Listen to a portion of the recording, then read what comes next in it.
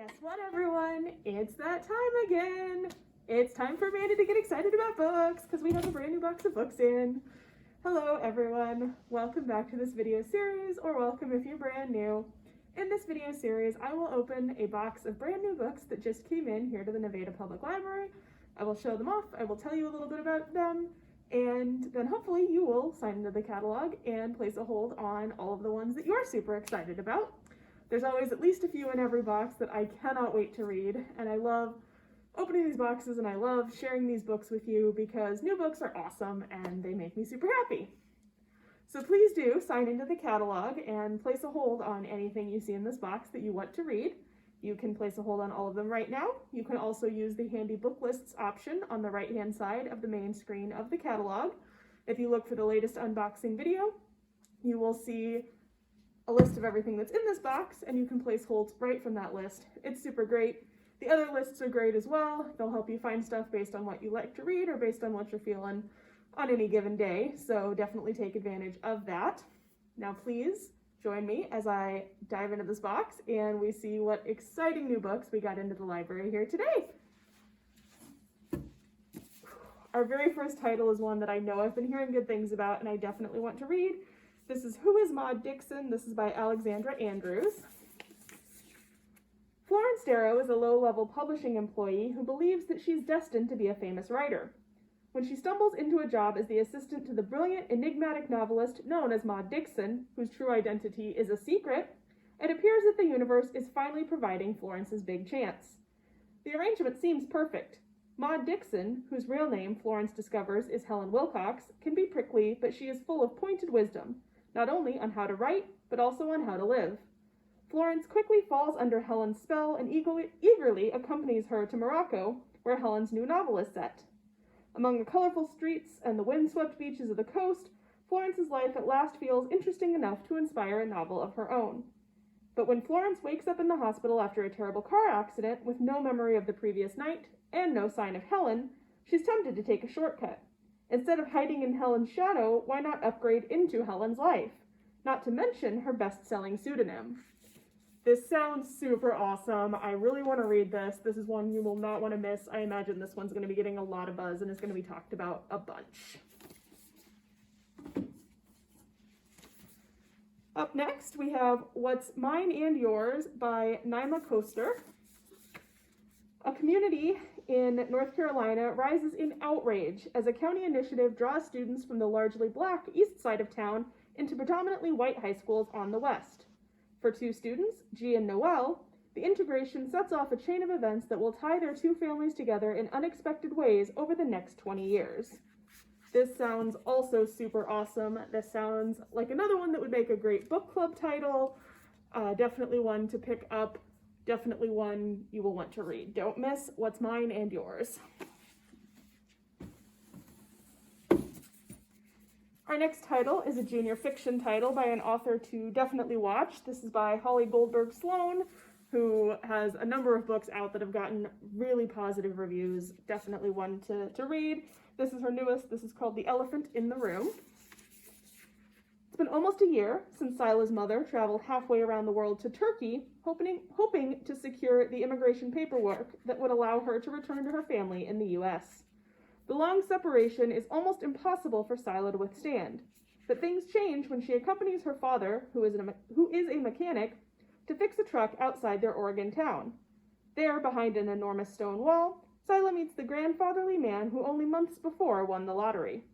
Their new alliance leads to the rescue of a circus elephant named Vita, and then to a friendship with an unusual boy named Mateo, proving that comfort and hope can come from the most unlikely of places. This sounds awesome. Definitely one to read, definitely one to share with the children and the young people in your life. Don't miss The Elephant in the Room.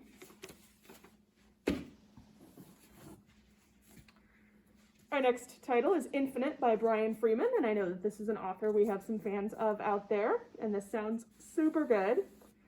One rainy night, the unthinkable happens. Dylan's car plunges off the road into a raging river, and his beautiful wife drowns as he struggles to shore. In the aftermath, through his grief, Dylan experiences sudden, strange visions. Wherever he goes, he's haunted by glimpses of himself. Dylan initially chalks it up to trauma, but that changes when he runs into a psychiatrist who claims he's her patient. She says he has been undergoing a unique hypnotherapy treatment built on the idea that with every choice, he creates an infinite number of parallel universes. Now those parallel universes are unlocked, and Dylan's doppelganger has staked claim to his world.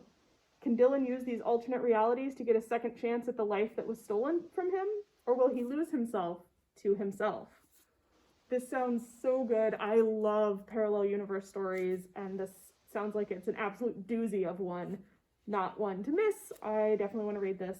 Pick up Infinite. Sparks Like Stars by Nadia Hashimi is our next title. And this is a story about an Afghan-American woman who returns to Afghanistan to learn the truth about her family and the tragedy that destroyed their lives. Growing up in the thriving cosmopolitan capital of Afghanistan, Satara lives during the 70s in a time of remarkable promise and progressive culture. But then in 1978, a communist coup shatters the 10-year-old girl's world. When the president and Satara's entire family are assassinated, only she survives. She's smuggled away from the scene by a soldier and into the home of an American diplomat who adopts her. In the United States, she takes on a new name, Ariana Shepard, and eventually becomes a surgeon. As a survivor, she has refused to look back, choosing instead to bury the devastating loss she endured. But 30 years after that fatal night, her world is rocked when an elderly patient appears in her exam room, a man Ariana never expected to see again. It is the soldier who saved her, yet who may have murdered her entire family. Seeing him awakens Ariana's fury and desire for answers, and perhaps revenge. Realizing she cannot go on without learning the truth, Ariana embarks on a quest that takes her back to Afghanistan, now a battleground between the corrupt government and the fundamentalist Taliban, and through shadowy memories of the world she loved and lost. This sounds so good, and like one that will be heartbreaking and fascinating, and with a character that you just absolutely can understand and get where she's coming from a little bit, even if some of her experiences are not quite like your own. So do not miss Sparks Like Stars. Up next is The Lost Apothecary. This is by Sarah Penner. This is another one that sounds super awesome. In the depths of 18th century London, hidden away, is a secret apothecary shop which caters to an unusual type of clientele. Women across the city whisper of a mysterious figure named Nella who sells well-disguised poisons to use against the oppressive men in their lives. Nella's dark world is no place for her newest patron, a precocious 12-year-old girl named Eliza, but their unexpected bond sparks a string of consequences that echoes through the centuries. 200 years later, an aspiring historian named Caroline discovers an aged apothecary vial in the river. As she is newly grappling with the betrayal of her husband's infidelity, a curious research project is exactly the distraction she needs. But when she discovers a link between the vial and London's long unsolved apothecary murders, Caroline's upended present soon collides with an explosive history, binding her fate to Nella's and Eliza's in a stunning twist that transcends the barrier of time. This sounds so good and sounds like it's going to be full of characters that you absolutely fall in love with. I'm already intrigued by these women. I already want to know their stories. Definitely don't miss The Lost Apothecary. Next, we jump to a nonfiction title. This is Women in White Coats by Olivia Campbell. This is for fans of Hidden Figures and Radium Girls. It's the remarkable story of 3 Victorian women who would become the first women doctors. So if you enjoy history, if you enjoy stories about women breaking barriers and, getting into new fields and proving themselves, this is definitely one to read. I think this would make an awesome book club book and just an awesome book to read, period. Don't miss Women in White Coats. Our next title is Band of Sisters by Lauren Willig.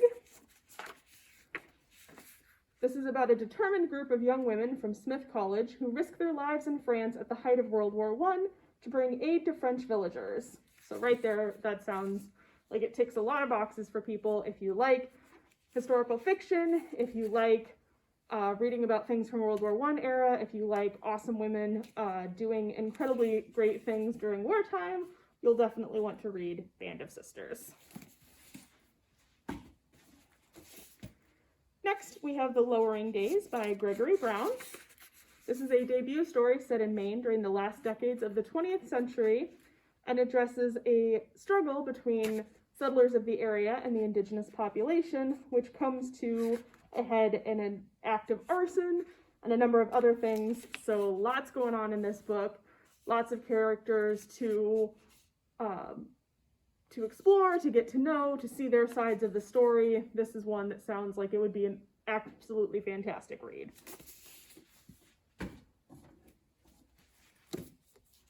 And next up, we have Flowers of Darkness. This is by Tatiana de Rosnay. This is set in a near-future Paris, where author Clarissa is struggling to write her next book. She's just snagged a brand new artist residency in an ultramodern apartment with a view, a dream for any novelist in search of tranquility. But since moving in, Clarissa has had the feeling of being watched. Is there a reason to be paranoid? Or is her distraction and discomfort the result of her husband's shocking recent betrayal? Or is it that her beloved Paris lies altered outside her windows? A city that will never quite be the same, a city with a terrible scar at its center. Stuck in the midst of a sweltering heat wave, Clarissa enlists her beloved granddaughter in her investigation of the mysterious high-tech building, even as she finds herself drawn back into the orbit of her first husband, the one who knows her most intimately, who shares the past grief that she has never quite overcome. This also sounds like it would be an excellent, excellent read. Do not miss Flowers of Darkness. And last but not least, we have We Begin at the End by Chris Whitaker. This is another book that I have definitely heard good things about. There are two kinds of families, the ones we are born into and the ones we create. Walk has never left the coastal California town where he grew up. He may have become the chief of police, but he's still trying to heal the old wound of having given the testimony that sent his best friend Vincent to prison decades before. Now, 30 years later, Vincent is being released. Duchess is a 13-year-old, self-proclaimed outlaw. Her mother, Star, grew up with Walk and Vincent. Walk is in overdrive trying to protect them, but Vincent and Star seem bent on sliding deeper into self-destruction. Star has always burned bright, but recently that light has dimmed, leaving Duchess to parent not only her mother, but her 5-year-old brother. At school, the other kids make fun of Duchess. Her clothes are torn, her hair a mess. But let them throw their sticks, because she'll throw stones. Rules are for other people. She's just trying to survive and keep her family together. A 40-something-year-old sheriff and a 13-year-old girl may not seem to have a lot in common, but both have come to expect that people will disappoint you, loved ones will leave you, and if you open your heart, it will be broken. So when trouble arrives with Vincent, Walk and Duchess find that they will be unable to do anything but usher it in, arms wide closed. This sounds super, super good. I love stories where you have two people who don't seem like they should have anything in common at all, but somehow they're brought together by circumstances. Definitely one to read. Don't miss We Begin at the End. And that's it for this box. Thank you so much for watching. I hope that you are super intrigued by some of these titles and you're clicking into the catalog right now to put your name on hold for some of these. I really hope you do. We definitely want to get these ready for you and in your hands as soon as we can. Can't wait to see you the next time we get a new box in. I'll be here showing them off just like always. Till next time.